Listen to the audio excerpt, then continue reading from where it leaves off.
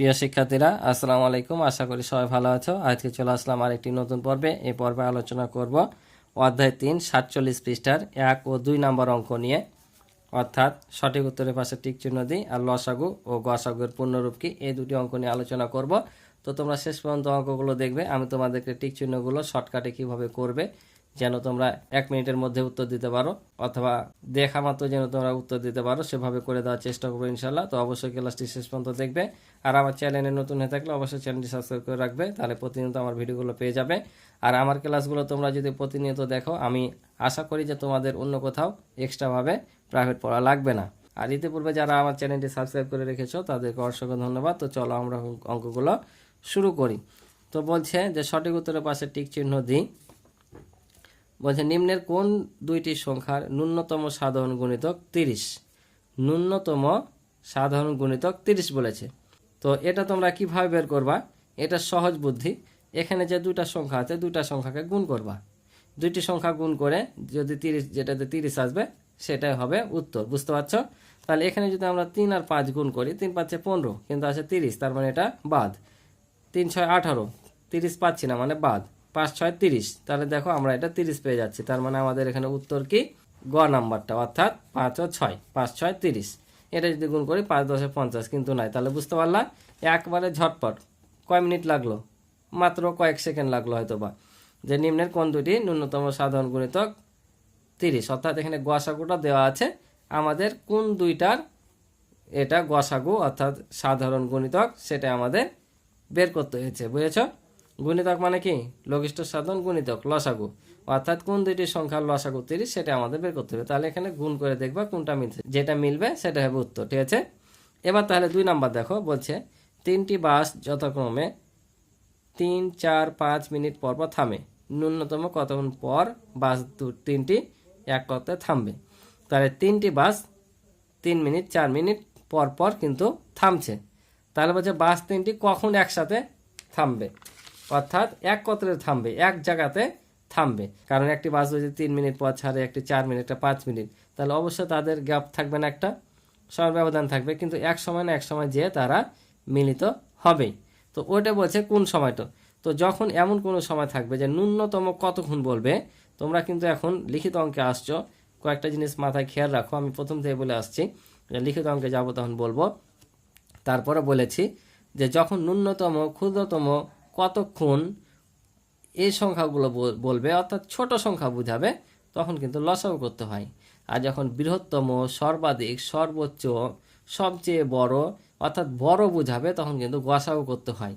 কারণ গুণনীয়কের মধ্যে সবচাইতে বড়টা হয় গসাগু, আর গুণিতকের মধ্যে সবচাইতে ছোটটা হয় লসাগু।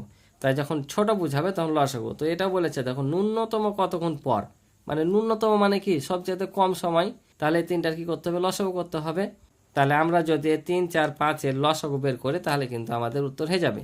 তো আমরা দেখতে পাচ্ছি 3 5 দুটাই মৌলিক সংখ্যা, 4টা যৌগিক, কিন্তু এটাকে কোনো সংখ্যা দ্বারা এককভাবে ভাগ করা যায় না।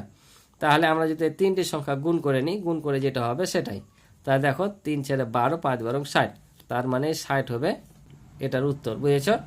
তাহলে 60 মিনিট পর তারা আবার একসাথে এক জায়গাতে থামবে। বুঝেছ? ওই জন্য বলছে দেখো ন্যূনতম কতক্ষণ পর বাস 3টি এক কত্রে থামবে। তাহলে 60 মিনিটে যেয়ে তারা এক কত্রে থামবে। বুঝতে পারছ? তাহলে এটা কিভাবে করবা? ন্যূনতম বললেই লসাগু করে দিবা। তারপর বলছে 5 ও 7 এর গসাগু কত? 5 ও 7 এর গসাগু বলেছে। তো একটা জিনিস মনে রাখবা, যখন দেখবা যে কোনো সংখ্যার গসাগু নির্ণয় করতে বলবে, সংখ্যা দুটি যদি মৌলিক হয়, অর্থাৎ মৌলিক সংখ্যা কি আমি বারবার বলে এসেছি, যারা আমার ক্লাস নিয়মিত দেখো তারা কিন্তু অবশ্যই মৌলিক কি অথবা মৌলিক গুণনীয়ক বা সংখ্যা কি বুঝতে পারছো। যে মৌলিক সংখ্যা হচ্ছে সেই সংখ্যা যে সংখ্যাকে 1 এবং ওই সংখ্যা ছাড়া আর কোনো সংখ্যা দ্বারা ভাগ করা যায় না।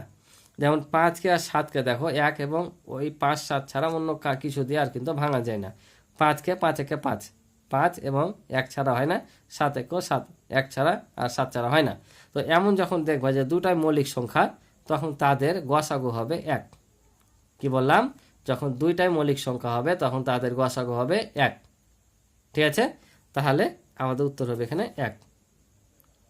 এবার দেখো 15টি আম 25টি লিচু সর্বাধিক কতজন শিক্ষার্থীর মধ্যে সমানভাবে ভাগ করে দেওয়া যাবে? এবার একটু লক্ষ্য করে দেখো, এখানে ছিল এই অঙ্কটা ন্যূনতম কত গুণ পর পর। আমি বললাম কি ন্যূনতম, ছোট বুঝালে লসাগু আর বড় বললে গসাগু, তাহলে এখানে ন্যূনতম বলেছিল কম সময়, তাই লসাগু হয়েছিল। এবার এখানে বলছে সর্বাধিক কতজন, সর্বাধিক মানে সর্বোচ্চ কতজনকে দেওয়া যাবে। তাহলে বললাম কি যে সর্বোচ্চ, সর্বাধিক, সবচেয়ে বড়, এগুলো বললে কি হয় গসাগু। তার মানে আমাদেরকে এই 15 আর 25-এর গসাগু করতে হবে। 15 আর 25-এর গসাগু করলে যেটা পাবো সেটাই হবে আমাদের উত্তর। তাহলে আমরা যদি এখানে গসাগু করি দেখো, তাহলে 15 আর 25, তাই কি না? তো এদের মধ্যে সাধারণ গুণনীয়ক কত আছে দেখো, এর মধ্যে 3 আছে কিন্তু এর মধ্যে নাই, 25-এর মধ্যে 3 নাই। তো এর মধ্যে 5 আছে, এর মধ্যে 5 আছে, অর্থাৎ আমরা যদি এভাবে গসাগুটা করি তাহলে দেখো 3 5 15, 5 5 25, এটা আর যায় না, আমাদের গসাগুর নিয়মে কি করতে হয়, এ পাশেগুলো নিতে হয়। অথবা আমরা যদি এখানে 15কে এভাবে ভাঙি তাহলে কত পাবো দেখো, 3 গুণিত 5 পাবো। 25কে যদি ভাঙি 5 আর 5 পাবো, অর্থাৎ 5 গুণিত 5 সমান 5 5 25। তাহলে আমরা জানি যে এই উৎপাদকের সাহায্যে যদি আমরা গসাগু করি তাহলে যেটা যেটা মিলে সেটা সেটা আমাদের নিতে হয়। তো এখানে 3 আছে, এখানে নাই মানে বাদ। আর এখানে দেখো 5 মিলছে, কতবার মিলছে, একবার মিলছে। এখানে কিন্তু 2 বার আছে, 2 বার নিব না, সব চাইতে কমটা নিতে হবে, উভয় পাশে থাকতে হবে এবং যে কয়টা মিলবে সে কয়টা নিতে হবে। তো এখানে একটাই 5 মিলছে, তাই একটাই 5 নেব। তাহলে আমাদের এখানে গসাগু কত হবে, গসাগু তাহলে কত 5, অর্থাৎ যেটা মিলে সেটাই নিতে হয়, তাই হচ্ছে আমাদের এখানে উত্তর হবে 5। বুঝতে পারছো? তোমরা যে কোনোভাবেই গসাগু করে বের করতে পারো, 5ই আসবে। আশা করি তোমরা বুঝতে পারছো। এবার বলছে 2 নাম্বারটা যে লসাগু ও গসাগু এর পূর্ণরূপ কি।